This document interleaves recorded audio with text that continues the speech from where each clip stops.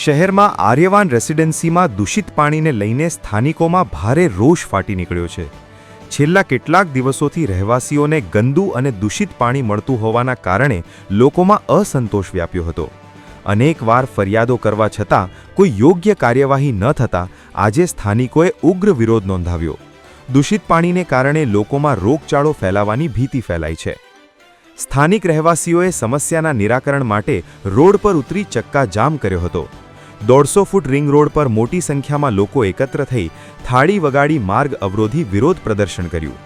વિરોધ દરમિયાન લોકો દ્વારા તંત્ર વિરુદ્ધ નારા લગાવવામાં આવ્યા અને તાત્કાલિક સ્વચ્છ પાણીની માંગ કરવામાં આવી। ચક્કાજામના કારણે 150 ફૂટ રિંગ રોડ પર ભારે ટ્રાફિક જામ સર્જાયો હતો।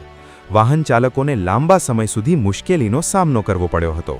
હું Kiritbhai Togadiya Aryaman residency Aryaman owner association વતી અમે રજૂઆત કરીએ છીએ કે છેલ્લા 2 વર્ષ દરમિયાન અમારી સોસાયટીની અંદર 5 વખત આ સમસ્યા સર્જાઈ છે। જ્યારે આ સમસ્યા સર્જાય ત્યારે બે મહિના સુધી 50 થી 60 દિવસ સુધી આ સતત ચાલુ રહે છે। આ સમસ્યામાં બોરનું પાણી દરેક આખી સોસાયટી, બાજુની ઈગલ રેસિડેન્સી, ત્યારબાદ બાજુની શિવધારા રેસિડેન્સી અને બીજા સમગ્ર વિસ્તારની અંદર પાણી ખરાબ થાય છે। અને જ્યારે પાણી ખરાબ થાય ત્યારે કેમિકલયુક્ત, દુર્ગંધયુક્ત એકદમ અને હેલ્થના ઇસ્યુ થાય, ઉલટી, ડાયરિયા આવી બધી સમસ્યા થાય છે અને સ્કિનના રોગો થઈને તેવું પાણી એકદમ થઈ જાય છે। તેની અંદર ખંજવાળ આવે અને પાણી એકદમ સાવ ખરાબ થઈ જાય છે। પાણી એકદમ ડોળું અને એકદમ કેમિકલયુક્ત એકદમ ફીણ થઈ જાય છે પાણીની અંદર, જેથી કરીને આ પાણી વાપરવા માટે અને પીવા માટે ઉપયોગમાં આવતું નથી। અને આ સમસ્યા છેલ્લા 2 વર્ષની અંદર 5 થી 6 વખત આવેલ છે અને અમે આની રજૂઆત આરએમસી ડિપાર્ટમેન્ટ, જીપીસીબી વિભાગ બંનેને 2 થી 3 વખત કરેલી છે, પણ આનું કોઈ કાયમી નિરાકરણ આવેલ નથી।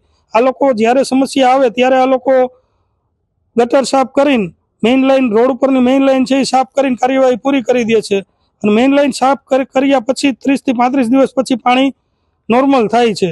જેથી કરીને અમે વિનંતી કરીએ છીએ કે ભાઈ આ પાણી આ સમસ્યાનો કાયમી નિકાલ માટે આરએમસી ડિપાર્ટમેન્ટ અને જીપીસીબી ડિપાર્ટમેન્ટ બંને સંકલનમાં રહીને આની કાર્યવાહી કરે અને અહીંયા જે કંઈ ફોલ્ટ હોય, મેઇન લાઇન ફોલ્ટ હોય તો મેઇન લાઇન પાઇપલાઇન બદલવાની કાર્યવાહી કરે। રોડ ઉપરની જે મેઇન પાઇપલાઇન છે અથવા કોઈ ઇન્ડસ્ટ્રીયલ કેમિકલ જમીનની અંદર ઉતરતું હોય, અહીંયા પાછળની બાજુ ઇન્ડસ્ટ્રીઝ છે, જમીનની અંદર કોઈ ઇન્ડસ્ટ્રીયલ પાણી ઉતરતું હોય તો એનો શોધીને એને કાયમી માટે બંધ કરાવે, જેથી કરીને અમને આ સમસ્યામાંથી કાયમી માટે છુટકારો મળે।